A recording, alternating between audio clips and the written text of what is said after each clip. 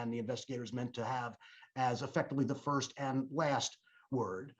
As a result, a few weeks ago, we asked the Attorney General's office to provide the people whose conduct would be discussed, the conduct that would be evaluated, and as you now know, the conduct that would be criticized. We asked for them to provide draft copies of those reports to the people whose conduct was really implicated by their findings. And we asked them to do that because we had concerns, as people would in any circumstance like this, that there might be things that were inaccurate, there might be things that were not sufficiently thorough, there were things that might be included or excluded from the report that might be fair or unfair. And we wanted to make sure that the people who were going to be discussed had an opportunity to respond before the report was made public. In the end, the Attorney General's office refused that request, and everyone in the chamber, from the secretaries to the governor, who were discussed in that report, got that report at exactly the same time as those of you in the press did and as you, the members of the public, did.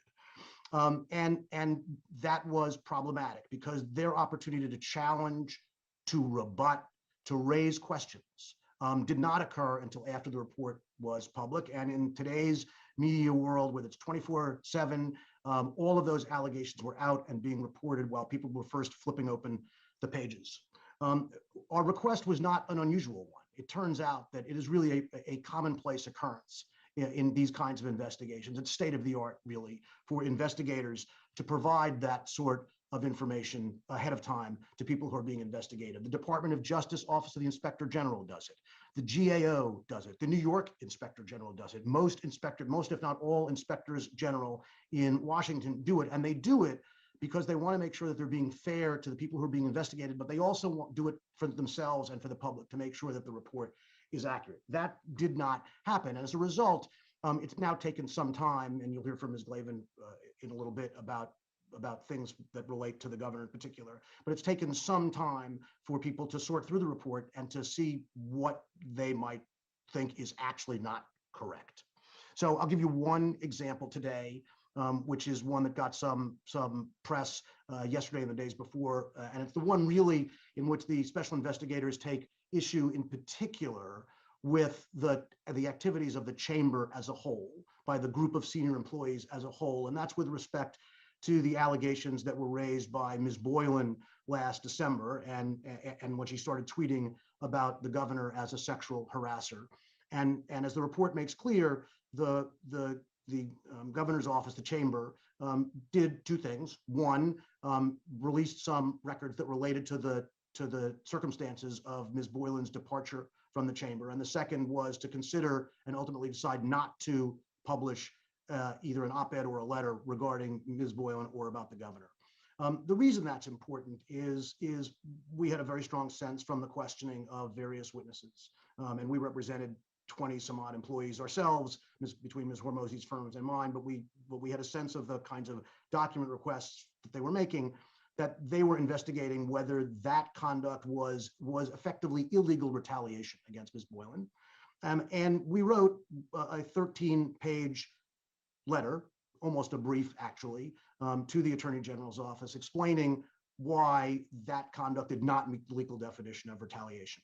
I understand that the Attorney General's office reached a different conclusion, and they're perfectly free to do that. That's what happens when lawyers go head to head and talk about the factual and legal analysis that's around a particular circumstance.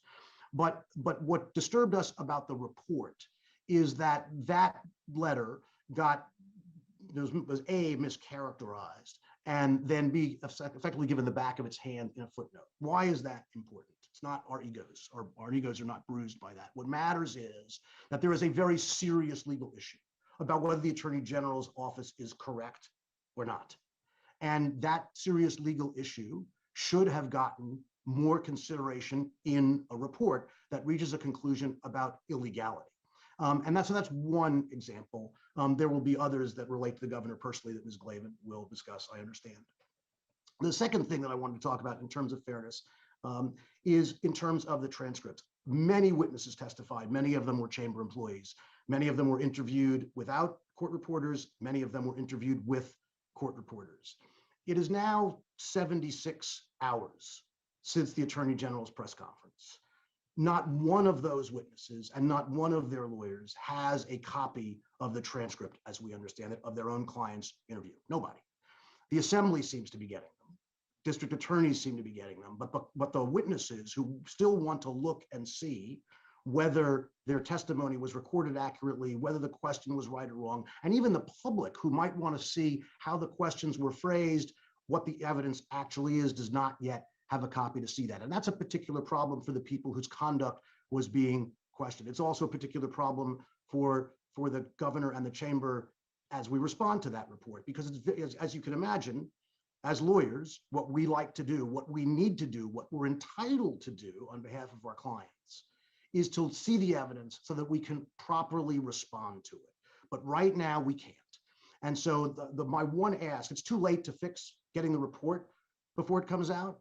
It's not too late to get the transcripts. And so whether it's the Attorney General's office or the Assembly, who now has the power and the authority to release those transcripts to the lawyers of the witnesses who testified and to Ms. Glavin so she can prepare her response on behalf of the governor, that's the last thing that I think we need to think about, is whether it is now time for those transcripts to be turned over so that the lawyers representing their clients can now finally respond on behalf of their clients as you, the press, you, the public, and people want to hear. So now, Ms. Glavin, I turn it over to you.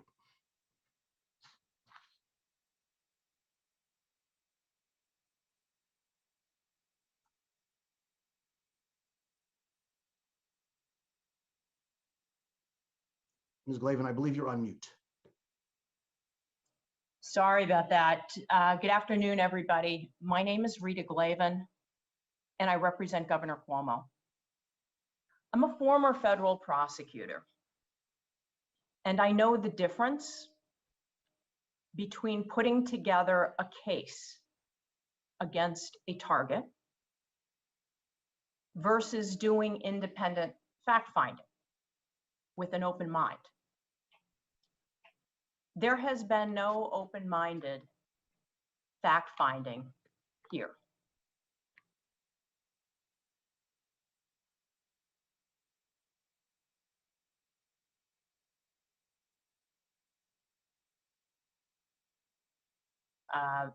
In this investigation.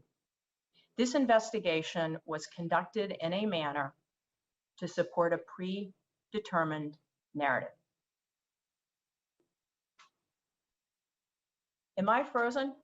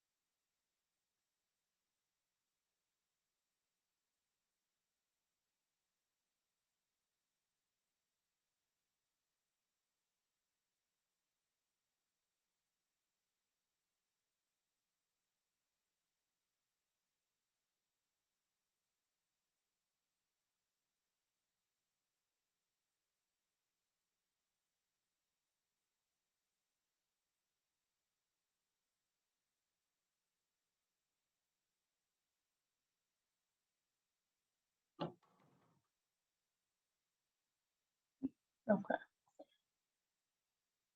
Good afternoon. I apologize in advance for the technical, or actually I apologize after the fact for the technical difficulties. Our Ethernet went down, but I'll start from the beginning. My name is Rita Glavin, and I represent Governor Cuomo. I'm a former federal prosecutor, and I know the difference between putting a case together against a target versus doing independent fact-finding with an open mind. And there has been no open-minded fact-finding in this case. The investigation was conducted to support a predetermined narrative. In our legal system, both sides are heard and given access to the evidence. But here, instead of acting as independent fact-finders, the investigators acted as prosecutors, judge, and jury. On Tuesday, the Attorney General and the investigators called a press conference. And within minutes of that very carefully choreographed press conference, there were calls for the governor to step down.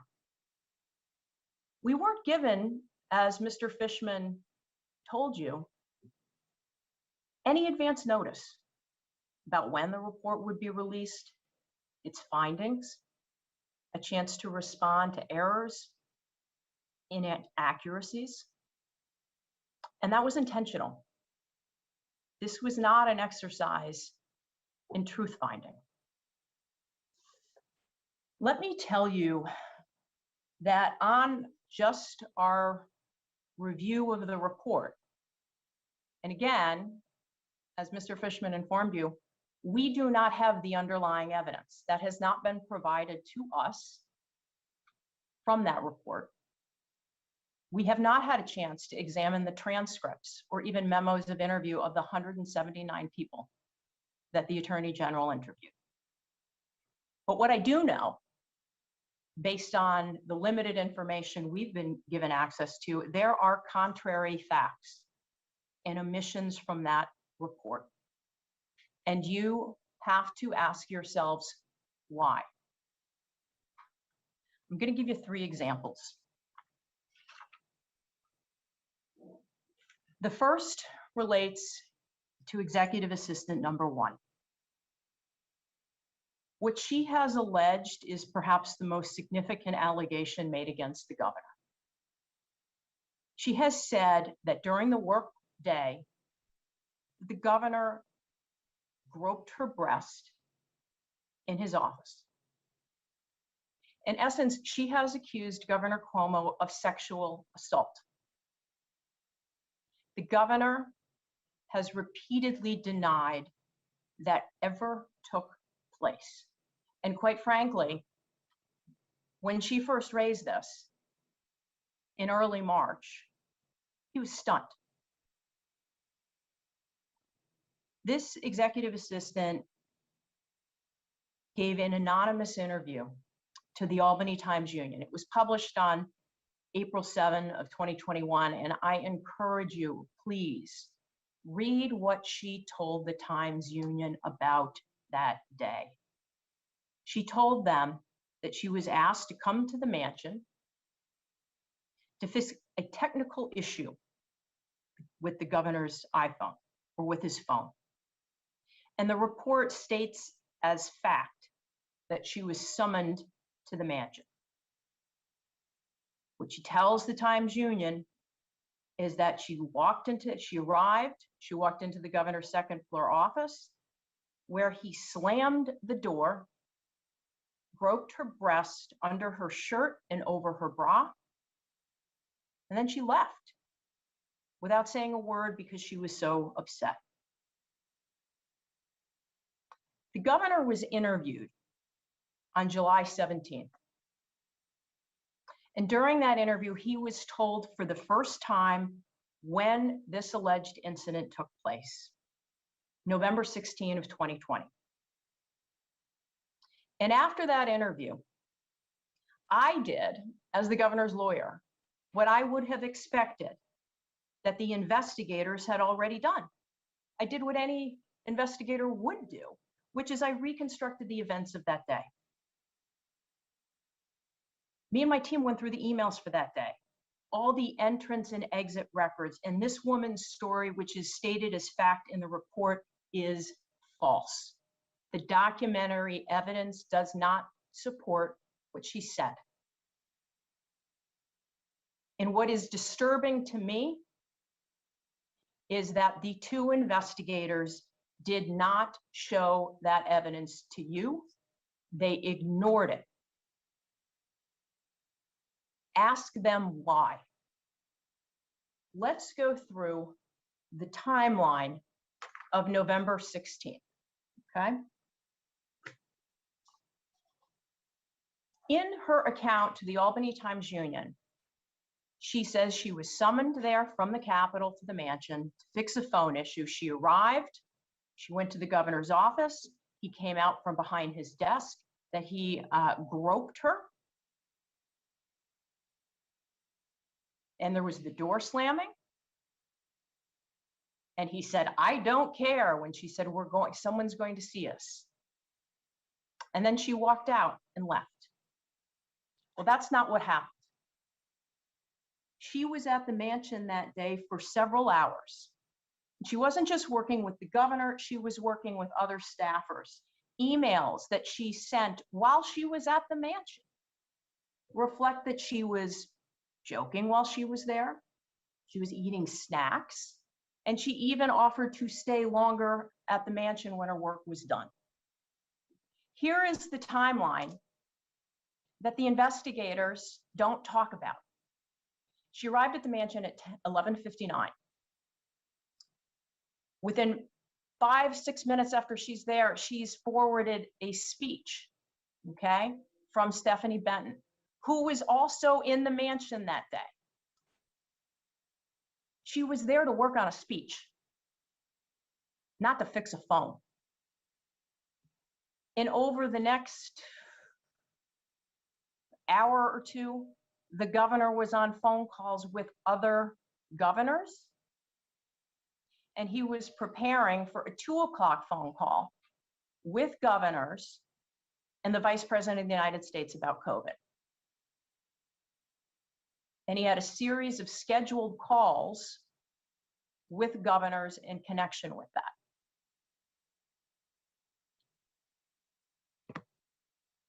At 1:59 p.m., she sends an email to Miss Kennedy, who was at the Capitol, another assistant, and said, Steph said, never mind, Harold fixed it. At 2:09 p.m., while the governor is participating in a 30-minute governor's call with the vice president, she emails the draft speech that she'd been working on back to Miss Benton. And then that speech was forwarded to senior staff. At 2:16, Miss Kennedy emails her and asks how it was going at the mansion. And her response at 2:18 p.m., pretty good right now, actually. Carol just came through with some cheese and crackers, so I'm happy now. Carol is a member of the mansion staff. And where Carol serves cheese and crackers is not on the second floor of the governor's offices, it's on the first. And when she emails about getting the cheese and the crackers, Miss Kennedy replies back, you gotta love the cheese.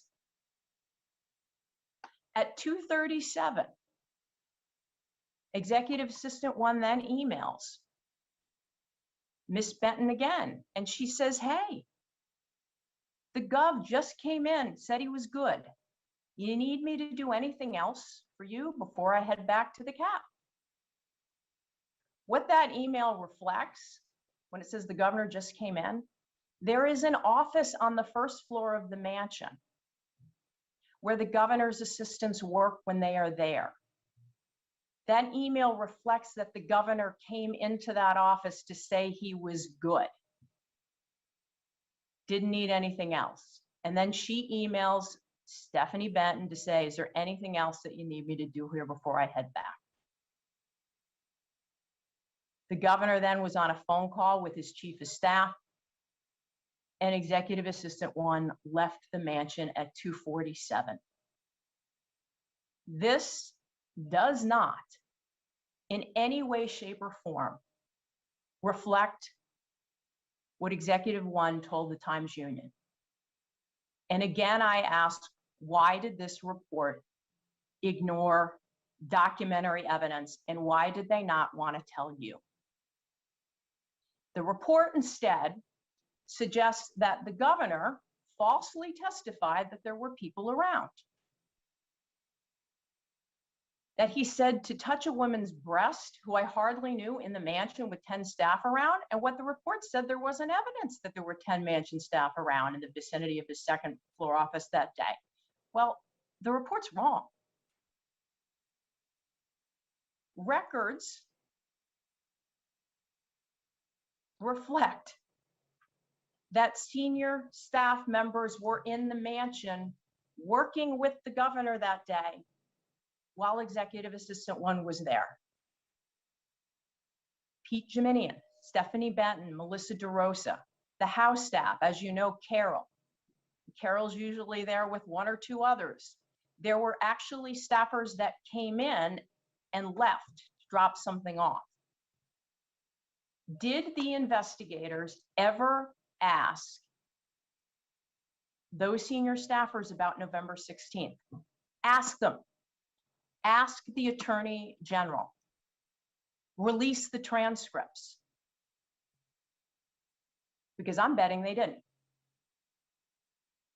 It would have taken 5 minutes for the Attorney General's investigators to send a subpoena asking for all emails and records for November 16th, and they didn't do it.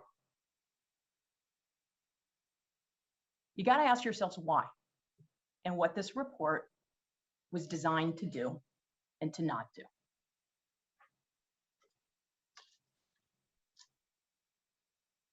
When Executive Assistant 1 claims the governor slammed his door, if you're to ask anybody who works in the mansion, because of the age of the mansion, a door being slammed shut echoes. The report doesn't say that anyone corroborated hearing a door slammed, because the fact that the Executive Assistant 1 was in the mansion that day, that's not an often thing that happens during the workday, that Executive Assistant 1 is in the mansion for several hours. Did the investigators even ask any of the people who were there that day? Ask them.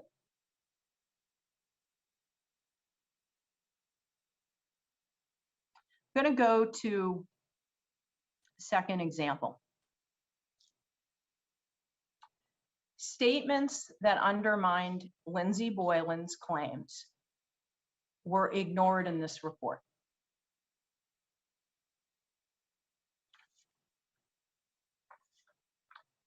On December 5th, and this is where this all started, with tweets from Lindsey Boylan. On December 5th, she tweeted, now this is 2 weeks. You have to consider the timing of when these tweets started. She had announced about 2 weeks earlier that she was running to be the Manhattan Borough President. So she knew that her tweets at that time were all going to be within her campaign and the platform that she was going to run on. And what she said was she tried to quit 3 times from the governor's office before it stuck. She said, I'm a privileged person. I could opt out, and eventually did. And what she was clearly trying to tell the world is that she opted out because of a toxic work environment that she was being sexually harassed. Well, the evidence is not that that's why Ms. Boylan left. As has been, reported, what happened is that on September 26th of 2018, the governor's council met with Ms. Boylan. And the reason for the meeting is that there had been a number of employee complaints about her. The Attorney General's report omits what those allegations were, what was said about Ms. Boylan, what the recommendation was from the Empire State Development Agency. Why? Why didn't they put that in there?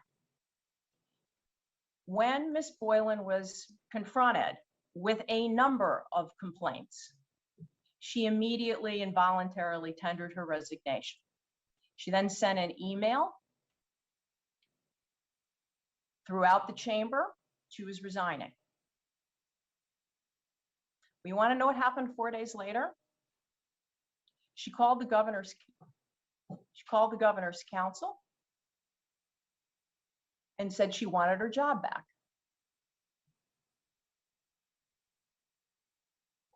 The governor's office declined to give her job back. She then reached out to the governor to personally intervene.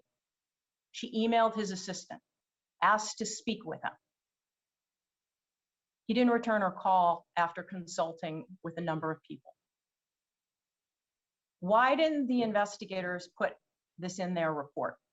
Particularly when 2 weeks after she started her campaign, she was leading the public to believe a false story, that she left because of sexual harassment and a bad work environment, when in fact she left after being confronted with a number of complaints and then really wanted her job back and they wouldn't give it back. The fact that this is not in the report goes to Ms. Boylan's credibility, and it goes to the credibility of the investigators and their investigation and their fact-finding. I want to make a last point, the third point.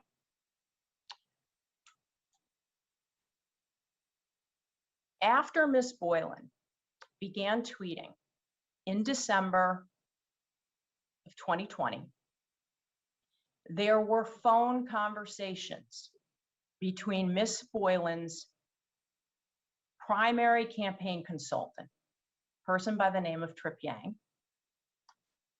and Letitia James's chief of staff, Ibrahim Khan. Those conversations were about what Ms. Boylan was tweeting about and her intent with respect to the allegation she was going to be making against the governor and what she potentially planned to do. And Trip Yang is having conversations with Ibrahim Khan because they know each other. Letitia James's chief of staff worked with Trip Yang because he was a consultant to her 2018 Attorney General campaign.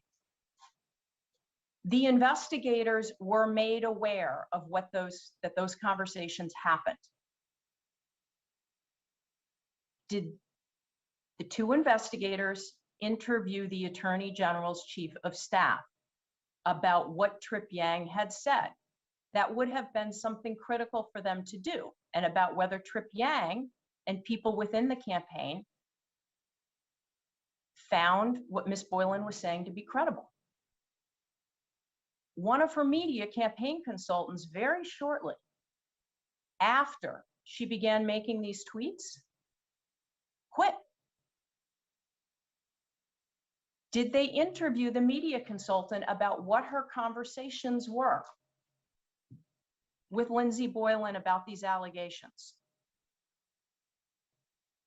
Ask them. What Ms. Boylan was talking about at the time she first made these allegations could not be more relevant to whether they were credible. The Attorney General's chief of staff should be interviewed, Trip Yang should be interviewed, the media consultant should be interviewed, and emails from the campaign around that time should be subpoenaed.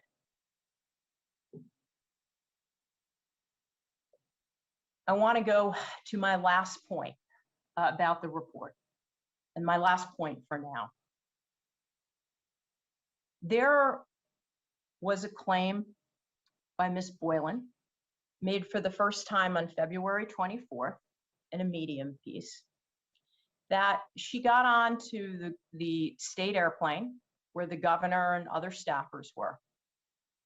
And what she said is that she was sitting across from the governor, and this is a pretty small plane, next to a woman named Abby Collins. And what she said was that at one point that the governor said something to the effect of, "Let's play strip poker." Well, Miss Collins, Danny Lever, John Maggiore, and Howard Zemsky, they were on all flights with both Miss Boylan and the governor in October of 2017, and they stated that this conversation did not happen, okay?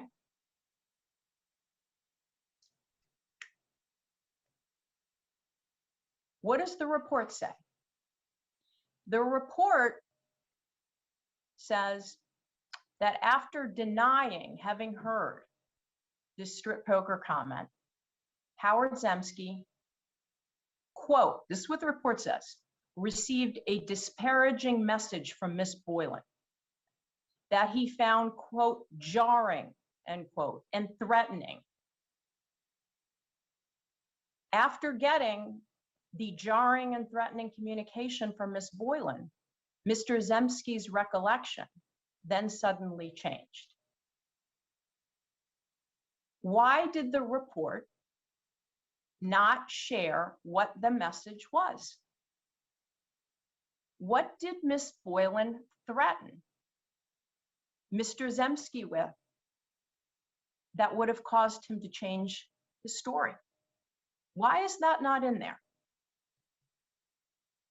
Why does the report discredit all of the other witnesses who were there and then suddenly credit the one witness who had been threatened by Lindsey Boylan before his recollection changed? Did the investigators ignore that message? Did the investigators look into whether Lindsey Boylan was making efforts to influence the testimony of other witnesses? Because the report mentions that she was reaching out to other people.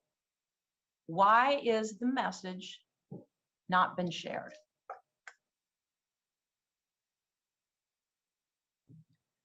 The governor has been asked by the Judiciary Committee of the Assembly to get a response of any evidence or arguments that he has by August 13th. And we intend to do that. But what we have asked for and are entitled to is the evidence. We're entitled to get the transcripts, the underlying documents that support that report, because what we know is that they have left material out. And I will share with you that I received a phone call a few months ago from a lawyer. And this was a lawyer that I did not know. I didn't know was involved in the case and represented someone who I didn't even know had been interviewed. But this lawyer got my telephone number through another lawyer because this lawyer believed that it was very important for me to get some information. And the information was that the manner of questioning alarmed this lawyer, that I was being warned that minds were made up and that questions pushed back on evidence that was favorable to the governor, and particularly information this witness had to provide about credibility. The governor deserves to be treated fairly, and he must be. That did not happen here. This was one-sided, and he was ambushed. There's a rule of law in this country. I believe in it. Give us the opportunity to have the evidence, and we're going to give our response. Thank you.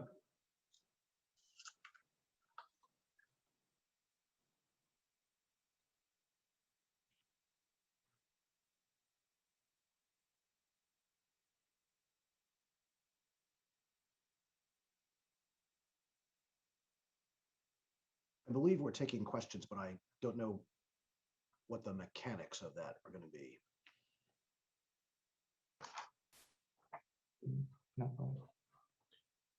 If you'd like to ask a question, please use the raise hand function at the bottom of your window. We'll just take a brief moment to compile the Q&A roster.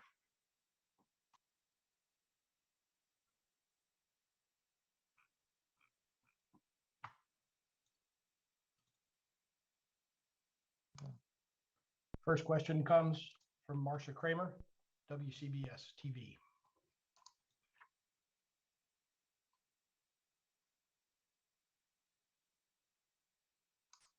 Marcia, you are unmuted. Yes, my question to you is this: do you think that there was any problems in terms of the integrity of the prosecutors who were involved? Some of them, including Mr. Kim, had prior investigations of people in the Cuomo administration, and even the governor himself. Do you think that that prejudiced him, or was the governor given a fair hearing when he was questioned by him? Let me answer the first part of that question, and then I'll let Ms. Glavin answer the second part of this question. Look, I've known Mr. Kim for a pretty long time, and I'm loath to criticize people I know who are members, who are very highly regarded members of the bar. But you are correct that Mr. Kim was involved in his last position in the Southern District of New York U.S. Attorney's Office in 2 grand jury investigations that involved the Cuomo administration. And in one of those investigations, he personally interviewed the governor. I wasn't at those interviews. I was in my old job as the U.S. Attorney in New Jersey at the time. And so I don't know exactly what transpired in that interview. And then the governor has relayed that he complained about the assistant U.S. Attorney and the U.S. Attorney in the Southern District to the White House at some point. I obviously was not part of that conversation either, but the governor does have concerns, very serious concerns, about whether Mr. Kim was the independent investigator that the Attorney General promised she would appoint in this matter. But Ms. Glavin may have additional thoughts. Marcia, I actually think the best way for you to think about this, about the appointment of Mr. Kim to investigate sexual harassment allegations against Governor Cuomo, is for me to give you an analogy to Mr. Fishman. As you all probably know, Paul Fishman was the U.S. Attorney in New Jersey who had a long-standing investigation of Governor Christie and Bridgegate. What do you think would be the propriety if now fast forward 5-6 years later, Governor Christie was accused of sexual harassment allegations, of appointing Paul Fishman to be the one to do that? Does that lend to you a feeling that it would be truly independent fact-finding? The best I can tell you on this point is that Mr. Kim was part of an investigation of the governor and people around him for a number of years about the closing of the Moreland Commission. And then certainly with respect to the prosecution of Joe Percoco. And there's no question in my mind that he formed impressions about how the chamber was run. And you can look for yourself at some of the comments that Mr. Kim and Mr. Barara, his boss, Mr. Kim was the number 2, made about Governor Cuomo and how things were run in Albany during that time. So you look at that, and then I can't, as the governor's counsel, I can't ignore how the investigation was conducted. I think that different lawyers may have done some things differently. And I'll leave it at that.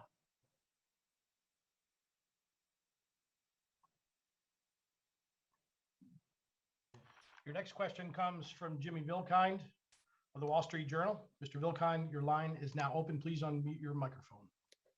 Hi, a woman identified as Trooper Number 1 alleges that the governor ran his finger down her spine and said, "Hey, you."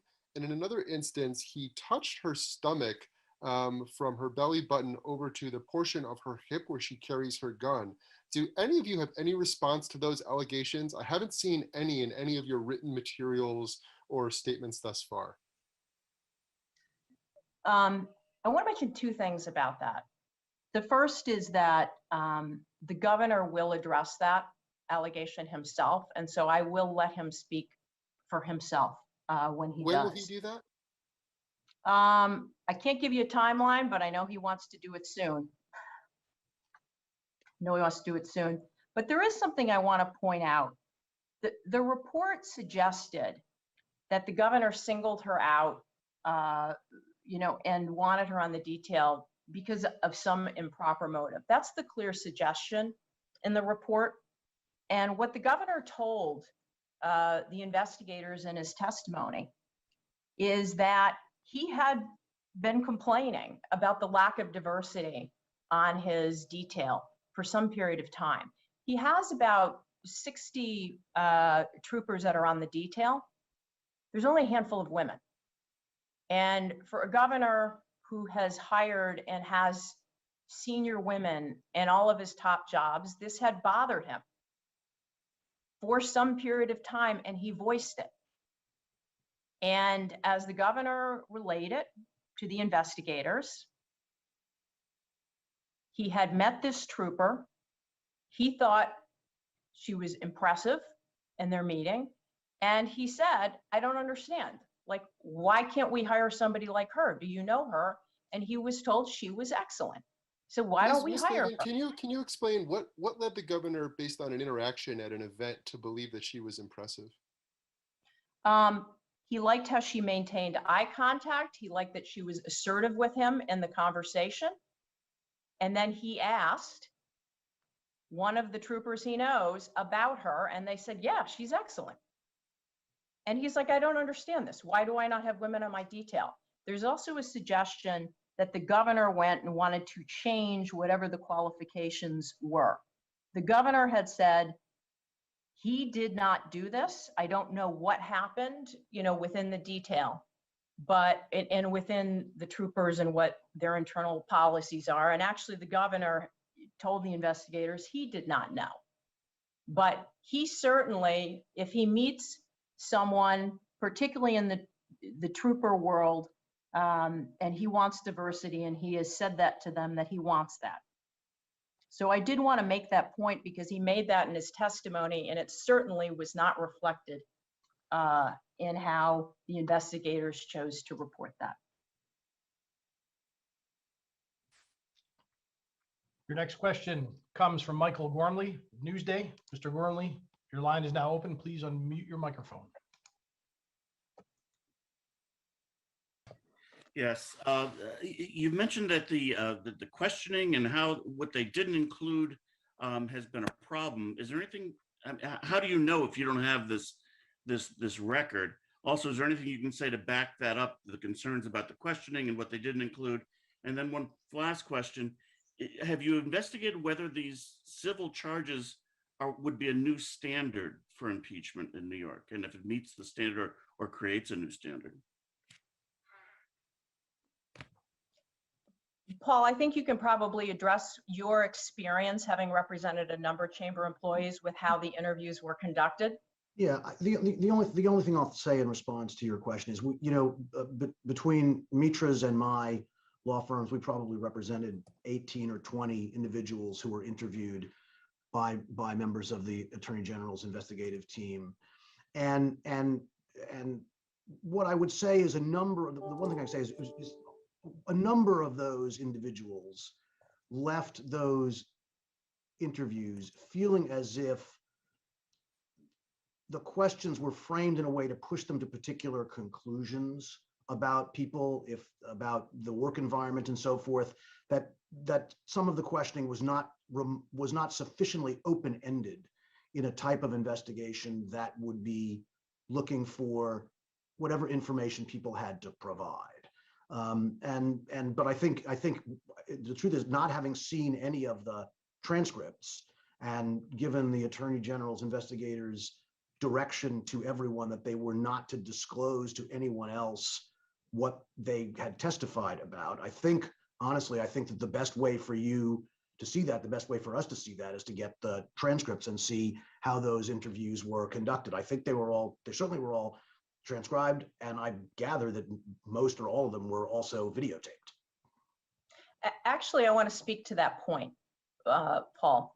There were 179 interviews conducted. That's what is reflected in their report. But what they also noted, that only 41 of them were done under oath. What I understand that to mean, and again, ask the Attorney General investigators here, is that the vast majority of the interviews were not transcribed. That people came in and did what they call informal interviews, where there's no court reporter taking down the questions and the answers. And all you have from those interviews would be the investigators taking notes and writing up a memo of what was said. What I have been told is that a lot of interviews of current and former chamber employees were done informally, so we don't have the Q&As that we do for the 41 under oath. And again, I'm sure the investigators will correct me if I'm wrong, but that there was a number of interviews, including the one where this lawyer called me, that the two lead investigators didn't even attend, Mr. Kim and Ms. Clark. They had underlings do it. And I think this begs the question of what they chose to put in the memos, which I assume they did and did not, and whether we're going to get an accurate recitation versus having done all of the interviews with a court reporter there in a Q&A. I am also aware. They had attorneys, right? They had attorneys It's present. Were objections raised? They had attorneys present, but you're not going to get a Q&A transcript. You're going to get people's notes, and those attorneys' notes, I can tell you that they will probably say that they were work product. But there were no objections raised at the time on the record? I don't know. I don't know, because we were not told every person that was interviewed. We still don't know every person that was interviewed to date. Question comes from Sonia McGee of CNN. Ms. McGee, your line is now open. Hi, just getting back to the state trooper again. First of all, is she still assigned to protect the governor? And Yes. Is she, and oh, she is. And as you know, what is being done to protect her and others who have spoken out with these claims against the governor, against potential retaliation? And then, my other question, just about your, sort of log of the day of the executive assistant. Is it possible that the executive assistant could have come on another day that just wasn't reflected in the log? What is the mechanism used to log people coming and going from the executive mansion?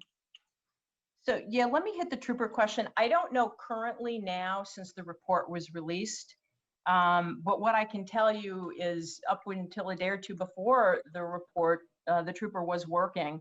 And I would also add that the governor has a view of this particular trooper, that's positive in terms of her job and day to day. With respect to what's being done about, retaliation, look, the whole world is watching right now. People are not going to be retaliated against by Governor Cuomo. But what we have to be able to do is examine evidence and be able to make a case for our client. Otherwise, to the extent that the Assembly wants to move forward, to the extent they want to move forward with impeachment, you now have an impossible standard for us because we're not given access to the evidence. Now, I understand records have been provided to the Assembly. We have asked them for that so that we can make an informed submission that adequately addresses the evidence and can point out areas where we believe there's been omissions or exculpatory evidence.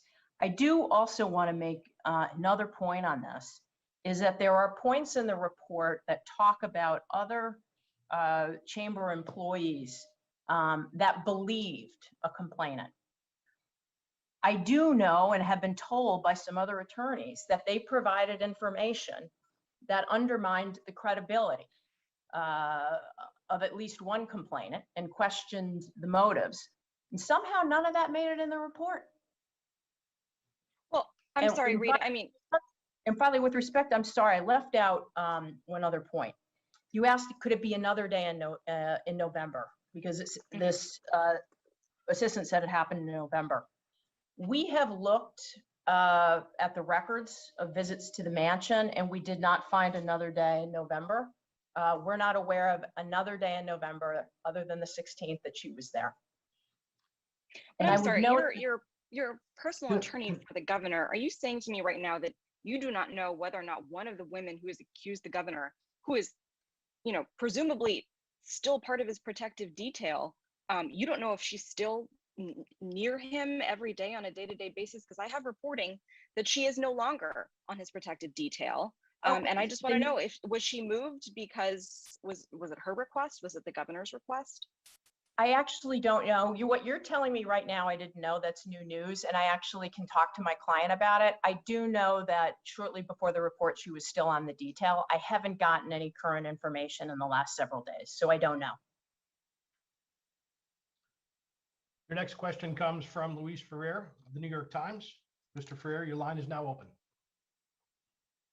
Hi there. So I have two questions. One is that the report has a footnote that says that the executive assistant #1 didn't remember the exact date that the incident happened, but that it was around when she took a photograph on November 16. I just wanted to ask what you made of that. And secondly, what happens after you submit your evidence to the Assembly's Judiciary Committee? Is there some sort of process laid out before the Assembly considers drafting articles of impeachment in which, you know, the governor or the executive member gets to testify before the committee or its investigators or anything along those lines?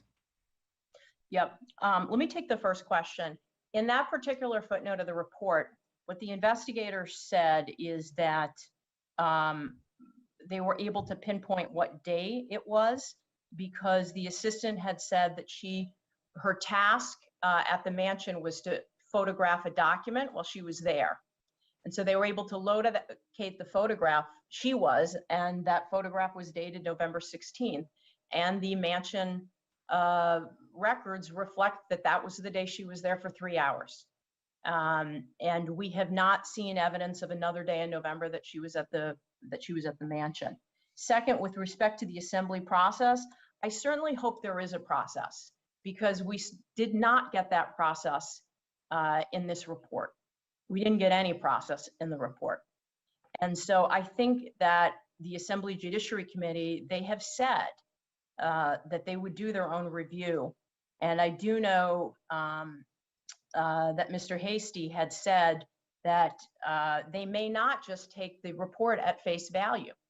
Well, they shouldn't, because there are things that are omitted and there are things that just we believe are wrong. And that's why this needs to have a fuller and fairer process that has not been provided to the governor.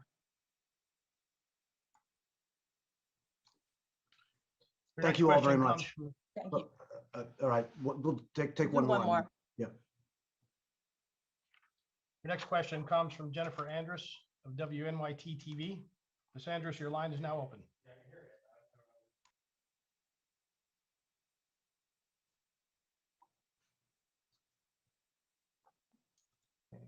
You can unmute your microphone, Ms. Andrus.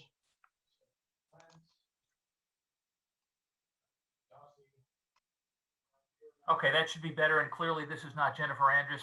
My name is Dan Levy. I am with News Channel 13. And thank you for the opportunity here. Over the last 5 months since the investigation began, many people were willing to give the governor the benefit of the doubt. But since the Attorney General's report was released earlier this week, it seems that clearly much of that support has dried up.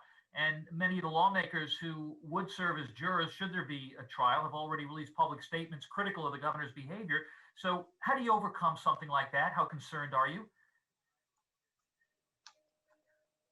I think it is always concerning when people announce where they're coming out before they have all the facts. You can't prejudge this.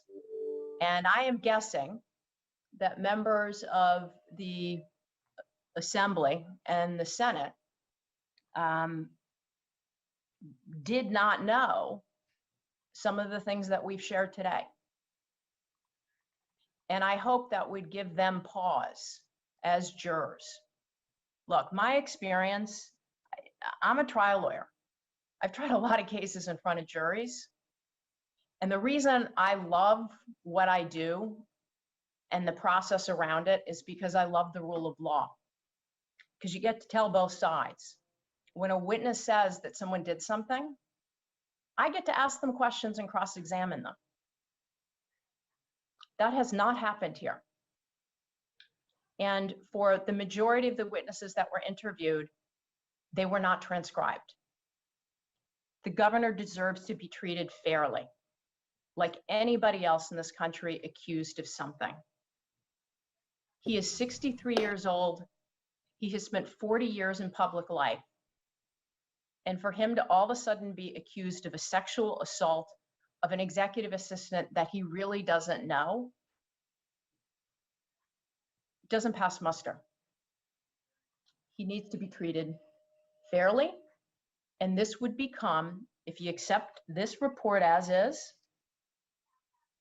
without giving him the evidence, I tell you, that is an irresponsible and a new standard for impeachment. Thank you, everybody.